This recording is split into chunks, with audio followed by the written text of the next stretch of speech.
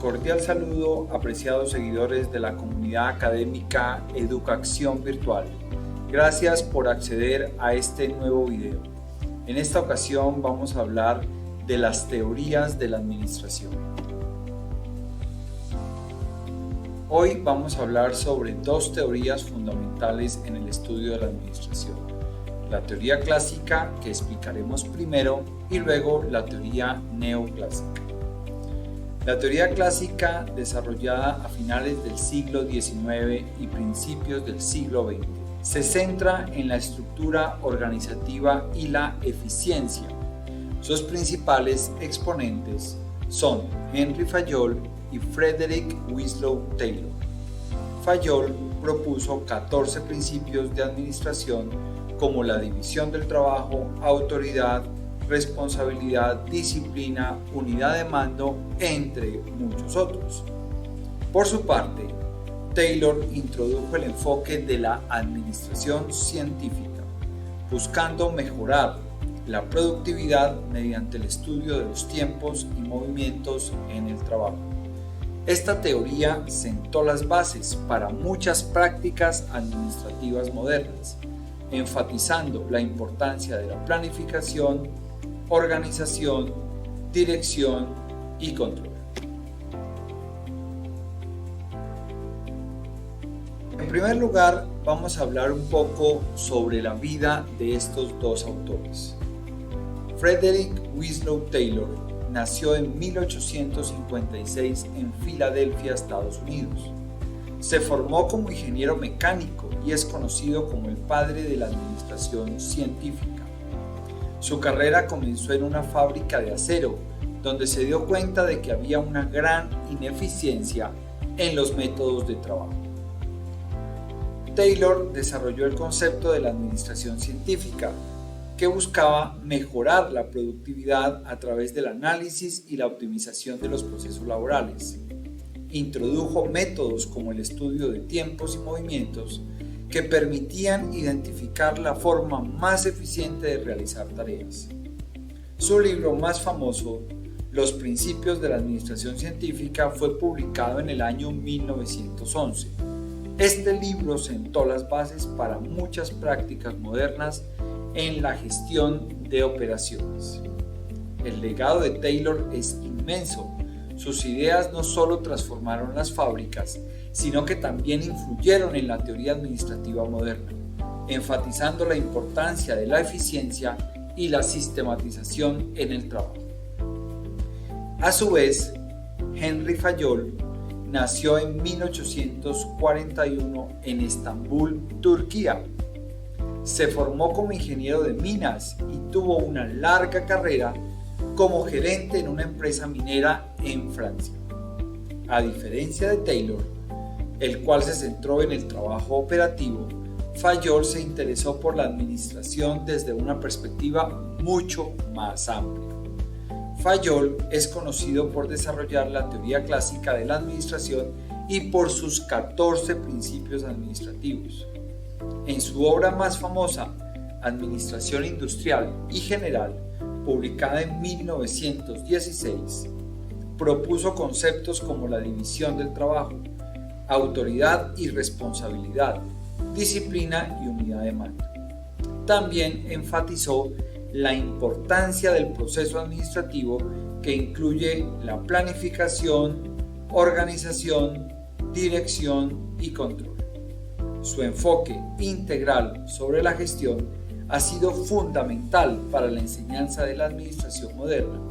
Fayol es considerado uno de los pioneros en establecer los fundamentos que guían a los gerentes de hoy en día.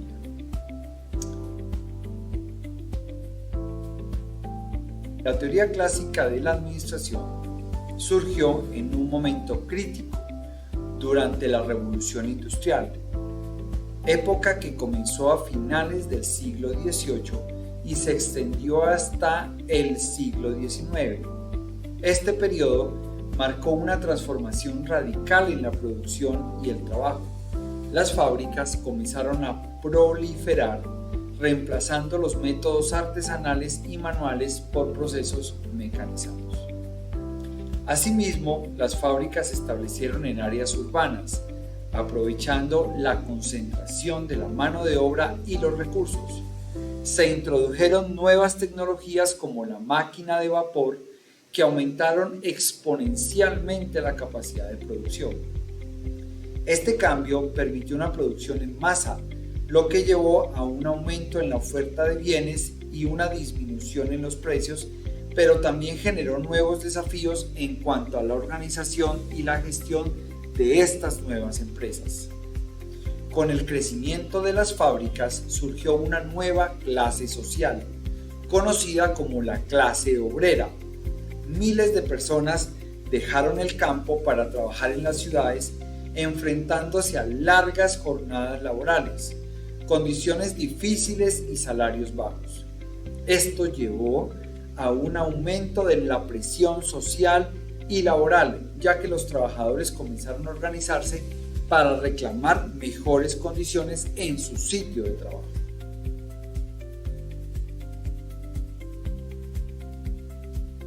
Con el surgimiento de la teoría clásica, se generaron ciertos desafíos para los gerentes de la época.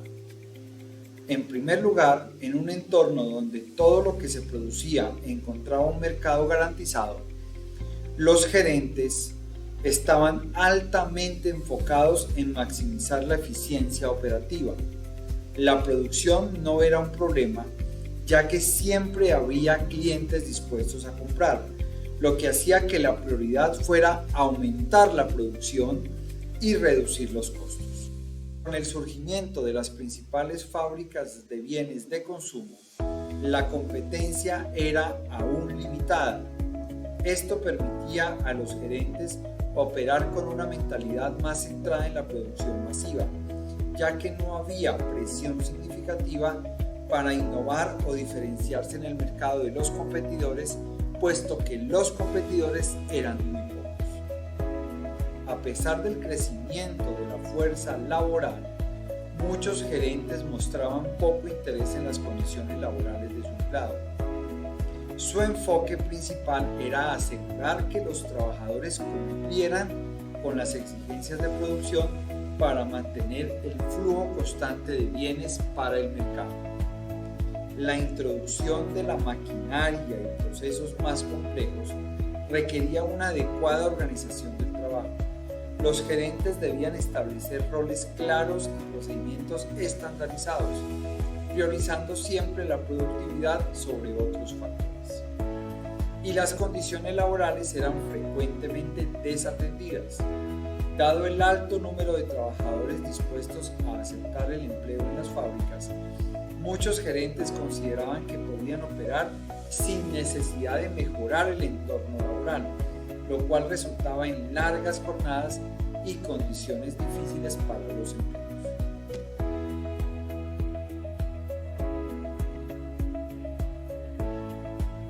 Henry Fayol formuló 14 principios que han influido en la gestión moderna.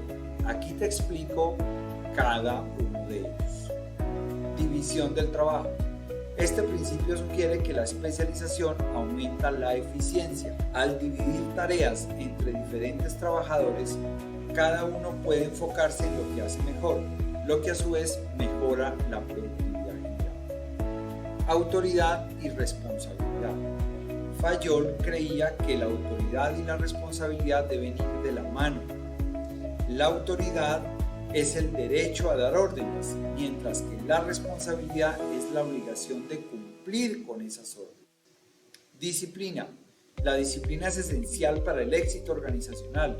Fayol enfatizaba la importancia de las normas y el respeto por las reglas de la organización, así como la necesidad de una buena supervisión para mantener esa disciplina. Unidad de mando. Cada empleado debe recibir órdenes de un solo superior. Esto evita confusiones y conflictos que pueden surgir cuando un trabajador recibe instrucciones contradictorias de múltiples jefes. Unidad de dirección. Las actividades que tienen el mismo objetivo deben ser dirigidas por un solo gerente y seguir un solo plan. Esto asegura coherencia en las acciones y ayuda a alcanzar los objetivos organizacionales. Interés general sobre el interés individual. Los intereses individuales deben estar subordinados a los intereses de la organización. Esto fomenta un ambiente en el que todos trabajan hacia un objetivo común, en lugar de actuar en beneficio propio. Piensa, por ejemplo, en un grupo de amigos que quieren organizar una fiesta. Si cada uno solo piensa en lo que le gustaría a él, la fiesta no saldría bien. Pero si todos se enfocan en lo que es mejor para el grupo, la fiesta será un éxito. En el trabajo, esto significa que todos deben pensar en lo que es mejor para la empresa y no solo en sus propios intereses. Así, todos trabajan juntos hacia un mismo objetivo. Remuneración. Fayol subrayaba que los empleados deben ser compensados adecuadamente por su trabajo. Una remuneración justa mejora la motivación y el compromiso del personal, lo cual es esencial para una buena administración. Centralización. Este principio se refiere al grado en el que la autoridad está concentrada o distribuida dentro de una organización. Fayol argumentaba que las organizaciones deben encontrar un equilibrio adecuado entre centralización y descentralización, según sus necesidades específicas. Para entender mejor este concepto te voy a dar un ejemplo. Imagina una familia donde solo uno de los padres decide todo, qué comer, a dónde ir de vacaciones, etc. Eso es centralización. Pero si ambos padres discuten y toman decisiones juntos, eso es más descentralizado. Fayol dice que las empresas deben encontrar un equilibrio. Algunas decisiones pueden ser tomadas por una sola persona y otras deben involucrar a más personas. Así se asegura que todos tengan voz, participación y, si es necesario, tengan voto. Jerarquía. Fayol enfatizaba la importancia de una estructura jerárquica clara en las organizaciones. Esto implica una cadena de mando donde cada nivel tiene autoridad sobre el siguiente, facilitando así una comunicación clara y ordenada. Voy a explicarte también el concepto de jerarquía con un ejemplo. Supón que estás en el colegio. Hay un director, profesores y estudiantes. Cada uno tiene su lugar y sabe quién manda sobre quién. En las empresas pasa igual. Hay jefes y empleados. Tener una jerarquía clara ayuda a que todos sepan a quién dirigirse si tienen preguntas o problemas, lo que hace que todo funcione mejor. Orden. Cada cosa debe tener su lugar y cada persona debe tener su tarea definida dentro del sistema organizacional. El orden contribuye a una mayor eficiencia operativa y evita confusiones. Equidad. La justicia y el trato equitativo hacia todos los empleados son fundamentales para mantener un buen ambiente laboral. Fayol enfatizaba que los gerentes deben ser justos y considerar el bienestar del personal. Estabilidad del personal. La alta rotación de empleados puede afectar negativamente a una organización. Fayol sostenía que es importante mantener estabilidad en el personal para asegurar continuidad y eficiencia en el trabajo. Iniciativa. Los empleados deben tener libertad para proponer ideas y tomar decisiones dentro de sus áreas de competencia. Estimular la iniciativa mejora la moral del personal y puede llevar a innovaciones valiosas. Espíritu de cuerpo. Fomentar un sentido de unidad y cohesión entre los empleados es crucial para el éxito organizacional. Un buen espíritu de cuerpo promueve trabajo en equipo, mejora las relaciones laborales y contribuye a un ambiente positivo. Te voy a explicar con un ejemplo a qué me refiero con espíritu de cuerpo. Imagina un equipo de fútbol donde todos se apoyan entre sí y tienen buena actitud. Eso es el espíritu de cuerpo, crear un ambiente donde todos se sientan parte del mismo equipo y trabajen juntos. Cuando hay buen espíritu de cuerpo, la gente colabora más, se siente más feliz en su trabajo y eso ayudará a que la empresa tenga éxito. Asimismo, Frederick Winslow Taylor es conocido como el padre de la administración científica y su enfoque se centra en mejorar la eficiencia, la productividad en el trabajo. Aquí te explico los métodos que propuso en su teoría de la administración científica. En primer lugar, tenemos el método del estudio de tiempos y movimientos. Frederick Taylor creía que cualquier tarea podía descomponerse en pasos más simples. Por ejemplo, en una fábrica de textiles como la de Lowell, se medía el tiempo que tomaba hilar un hilo y se eliminaban los pasos innecesarios para hacer el trabajo más rápido y eficiente. Selección científica de los trabajadores. En lugar de seleccionar a los trabajadores al azar, Taylor proponía elegir a aquellos con las habilidades adecuadas para cada tarea. En una industria como la del ferrocarril, por ejemplo, se seleccionaban maquinistas con experiencia específica para operar locomotoras, asegurando así un funcionamiento eficaz. Entrenamiento y capacitación. Una vez seleccionados los trabajadores, era crucial proporcionarles un entrenamiento adecuado. En una planta de acero como la de Carnegie, por ejemplo, esto incluía enseñar tanto las habilidades técnicas necesarias para manejar la maquinaria pesada como el entendimiento del proceso completo de la producción. Establecimiento de estándares de trabajo. Taylor sugería establecer reglas claras para cada tarea basadas en su análisis.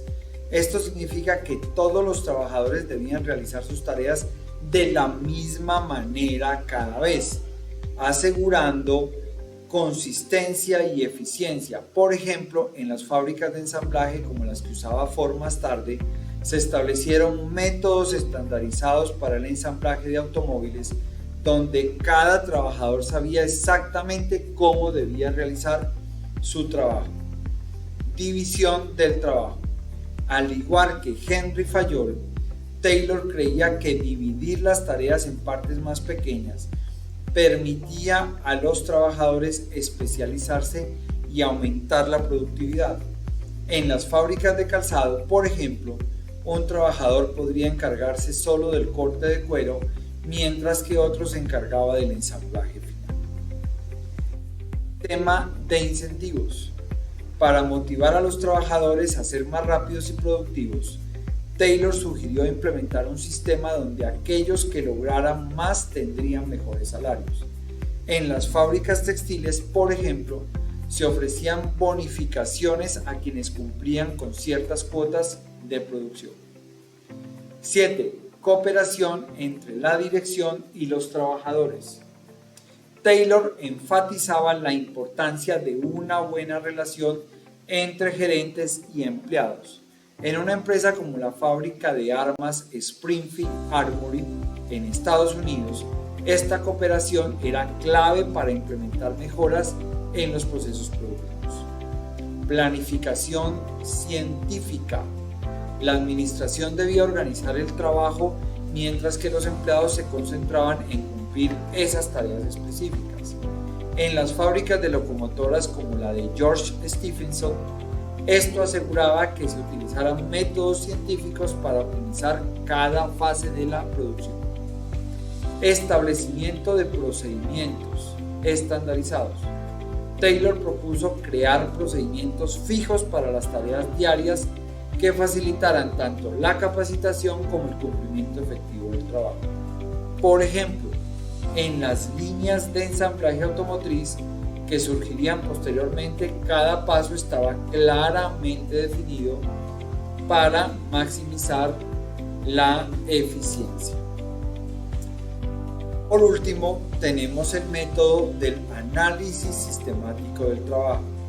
Este método implica examinar cada parte del trabajo para encontrar siempre maneras más eficientes de hacerlo. Taylor utilizaba datos numéricos para identificar áreas de mejora. Por ejemplo, en una fábrica textil podría analizar cuántos metros de tela se producían por hora y ajustar los procesos según fuera necesario. Ahora vamos a hablar de la teoría neoclásica de la administración. En primer lugar, tenemos que decir que la teoría neoclásica se desarrolló a mediados del siglo XX como una evolución de las teorías clásicas, mientras que las teorías anteriores se enfocaban en la eficiencia y la estructura rígida de las organizaciones. La teoría neoclásica incorporó algunas ideas más modernas sobre cómo gestionar a las personas. Vamos a ver algunos principios de la teoría neoclásica. En primer lugar, tenemos la división del trabajo. Al igual que en la teoría clásica, aquí también se consideraba importante dividir las tareas para que cada empleado se especialice en lo que mejor sabe hacer. Esto ayuda a aumentar la productividad. En segundo lugar, tenemos la jerarquía organizacional. Se establece una estructura clara donde cada persona tiene un rol específico y sabe quién es su superior. Esto facilita la toma de decisiones y el flujo de trabajo. La comunicación. A diferencia de la teoría clásica, la neoclásica reconoce que una buena comunicación entre los niveles jerárquicos, es decir, entre jefe y colaborador, es esencial para el éxito de las organizaciones. Motivación. La teoría también consideraba que motivar a los empleados es crucial para obtener mejores resultados. Esto incluye reconocer su trabajo y ofrecer oportunidades de desarrollo. Este último principio de la teoría neoclásica es casi que el punto neurálgico que diferencia la teoría clásica de la teoría neoclásica. Los principales autores de este enfoque neoclásico fueron Max Weber, Mary Parker Follett y Chester Barlow. Aunque Weber es más conocido por su teoría de la burocracia, su trabajo influyó en la teoría neoclásica al enfatizar la importancia de una estructura organizativa clara y jerárquica. Propuso que las organizaciones deben basarse en reglas y procedimientos racionales. Su enfoque en la burocracia ayudó a definir cómo las organizaciones pueden funcionar eficientemente mediante reglas claras y roles bien definidos. Weber definió la burocracia como un sistema formal de organización y gestión caracterizado por reglas, jerarquía y procedimientos estandarizados. Este enfoque se basa en la racionalidad y la eficiencia. Las características clave de la teoría propuesta por Weber son la división del trabajo. Cada miembro de la organización tiene roles específicos. La jerarquía. Existe una clara cadena de mando donde cada nivel superior supervisa al inferior. Las reglas y los procedimientos. La organización opera bajo normas establecidas que regulan el comportamiento de los empleados. La impersonalidad. Las decisiones se toman basándose en criterios objetivos, no en relaciones personales. Weber argumentó que las organizaciones modernas deben basarse en principios racionales para ser efectivas. Esto significa que las decisiones deben ser tomadas con base en datos y análisis, no por corazonadas, lo cual contrasta con enfoques más tradicionales que pueden depender de la intuición o el favoritismo. Mientras que Mary Parker Follett se centró en las relaciones humanas dentro de las organizaciones y abogó por un enfoque más colaborativo en la gestión. Su idea de poder con en lugar de poder sobre fue revolucionaria para su tiempo. Sus ideas sobre el trabajo en equipo, el liderazgo participativo y la importancia de la comunicación interdepartamental son esenciales para comprender cómo mejorar las dinámicas laborales. Follett fue pionera en el estudio del comportamiento humano dentro de las organizaciones. Creía que el éxito organizacional dependía no solo de los procesos administrativos, sino también de las relaciones interpersonales. Ella propuso que el liderazgo debería ser colaborativo, es decir, los líderes deben trabajar junto a sus empleados para alcanzar objetivos comunes en lugar de simplemente ejercer autoridad sobre ellos. Follett abogó por la participación activa de los empleados en la toma de decisiones. Creía que esto no solo aumentaba la eficiencia laboral, sino también la productividad. Ella resaltó la importancia del trabajo en equipo y cómo los grupos pueden superar a los individuos cuando se trata de resolver problemas complejos. A diferencia de ver el conflicto como algo negativo, Follett lo consideraba una oportunidad para el crecimiento y la innovación. Su idea era que resolver conflictos puede llevar a soluciones creativas y mejorar las relaciones dentro del equipo. Por último tenemos a Chester Barnard, quien estudió cómo las organizaciones funcionan como sistemas sociales. En su obra Las funciones del ejecutivo, argumentó que el éxito organizacional depende de la cooperación entre sus miembros. Su enfoque en la comunicación y el liderazgo efectivo resalta cómo las relaciones humanas son fundamentales para el funcionamiento organizacional. Barnard propuso que las organizaciones son sistemas sociales donde los individuos cooperan para alcanzar objetivos comunes. Este autor considera tanto los aspectos formales como informales de la organización. En su obra Las funciones del ejecutivo, describió cómo los ejecutivos deben crear un ambiente donde los empleados se sientan motivados a colaborar. Barnard enfatizó que la comunicación efectiva es crucial para el funcionamiento de las organizaciones. Él creía que los líderes deben ser capaces de comunicar claramente las metas y expectativas para fomentar un sentido de propósito entre los empleados. Según Barnard, para lograr cooperación efectiva dentro de una organización es esencial satisfacer las necesidades individuales de los miembros. Esto implica reconocer que las personas trabajan por incentivos tanto económicos como psicológicos. Para terminar con la teoría neoclásica, es importante identificar qué estaba sucediendo en el mundo por aquella época, porque se debe comprender que las teorías de la administración surgen en un momento histórico particular para responder a los desafíos de la época. En primer lugar, tenemos a la Gran Depresión de 1929, que llevó a muchas empresas al borde de la quiebra. Sin embargo, algunas como General Motors y Ford comenzaron a innovar en sus procesos productivos para adaptarse a la crisis. Esto incluyó la mejora en la eficiencia de la producción y el desarrollo de nuevos modelos de automóviles que atrajeran a los consumidores.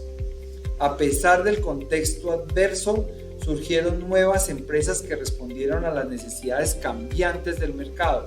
Por ejemplo, en Estados Unidos, empresas como Procter & Gamble comenzaron a diversificar su línea de productos, introduciendo artículos de consumo que se volvieron esenciales durante la crisis.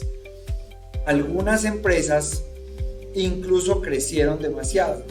Por eso, se hizo necesario un nuevo modelo administrativo para poderlas gerenciar. Durante este periodo se lanzaron al mercado productos innovadores que cambiaron hábitos de consumo. La popularización del refrigerador eléctrico, por ejemplo, y el uso de productos enlatados transformaron la manera en que las familias gestionaban sus alimentos. Además, el desarrollo de productos químicos y farmacéuticos comenzó a tomar impulso, con empresas como DuPont liderando el camino. La necesidad de supervivencia llevó a muchas empresas a formar alianzas estratégicas. Por ejemplo, las fusiones entre compañías automotrices se volvieron comunes para compartir recursos y reducir costos. La fusión entre Chrysler y Dodge dos compañías muy grandes del sector automotriz, fue un ejemplo notable durante ese tiempo. Figuras como Henry Ford en la industria automotriz y Thomas Watson en IBM, una empresa grande de computadores, jugaron papeles cruciales en este contexto. Ford continuó innovando con la producción en línea de sus vehículos, mientras que Watson impulsó el desarrollo de tecnologías informáticas que sentarían las bases para el futuro. A medida que se reconocía la importancia del factor humano, muchas empresas comenzaron a implementar programas de capacitación y desarrollo para sus empleados. Por ejemplo, empresas como Coca-Cola empezaron a enfocarse no solo en la producción, sino también en cómo motivar a sus empleados para mejorar la productividad. La Segunda Guerra Mundial, que se desarrolló entre 1939 y 1945, tuvo un impacto significativo en el mundo empresarial. Muchas industrias se convirtieron para apoyar el esfuerzo bélico en fábricas de armamento. Por ejemplo, Ford y General Motors fabricaron aviones y vehículos militares. Esto no solo cambió el enfoque productivo, sino que también fomentó un sentido de unidad entre los trabajadores. Después de la guerra hubo un auge económico que permitió a muchas empresas expandirse rápidamente. Se dio lugar al crecimiento del consumo masivo y al desarrollo del marketing moderno con marcas como McDonald's que comenzaron a establecerse en aquella época. La teoría neoclásica, a su vez, se desarrolló durante un periodo, como lo vimos, lleno de desafíos e innovaciones empresariales significativas. Las empresas, como acabamos de explicar, no solo buscaban sobrevivir ante condiciones adversas, sino que también empezaron a reconocer el valor del capital humano y las relaciones interpersonales dentro del entorno laboral. Este enfoque evolucionó hacia una gestión más integral que prepararía el terreno para las teorías administrativas posteriores. Apreciados seguidores de la comunidad académica de educación virtual, espero que este contenido haya sido de su agrado. No olvides suscribirte, compartir y activar la campanita para que puedas ver todos nuestros nuevos contenidos. Gracias.